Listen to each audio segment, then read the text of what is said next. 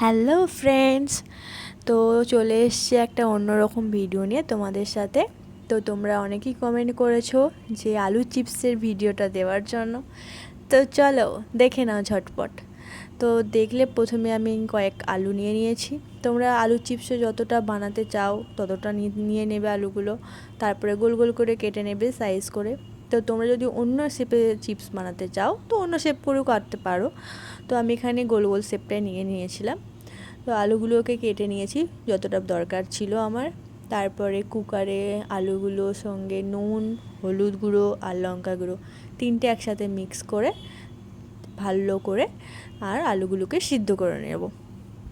দেখো কথা বলতে বলতে এখানে আমার আলুগুলো সিদ্ধ হয়ে গেল।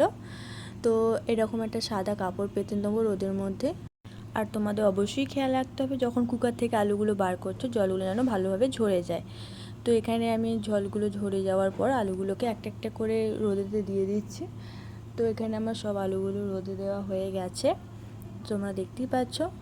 আর এই রোদে দেওয়ার পর এটা শুকনো করার জন্য একদিনের জন্য ছেড়ে দিতে হবে। তো একদিন রোদে দেওয়ার পর আলুগুলো দেখতে ঠিক এই রকম হবে। এখানে আলুগুলো দেখছো ভালোভাবে সুন্দরভাবে শুকিয়ে গেছে। তো এবার এই আলুগুলো একেবারে ফ্রাই করার জন্য রেডি। তো এখানে আমি দেখো তেল দিয়ে নিয়েছি কড়াইয়ে, আলুগুলো ফ্রাই করে নিচ্ছি। আলুগুলো ফ্রাই হয়ে যাওয়ার পর এর ওপর হালকা করে চিলি ফ্লেক্স ছড়িয়ে দিলে জিনিসটা আরও বেশি ঝাল ঝাল মুচমুচে ব্যাপারটা আসবে। তো তোমরা পুরো ভিডিওটা দেখলে আর বাড়িতে অবশ্যই বানিও, খেও, আর কেমন টেস্ট হয়েছে, কেমন লেগেছে, কীভাবে বানিয়েছো আমাকে অবশ্যই জানিও। চলো বাই।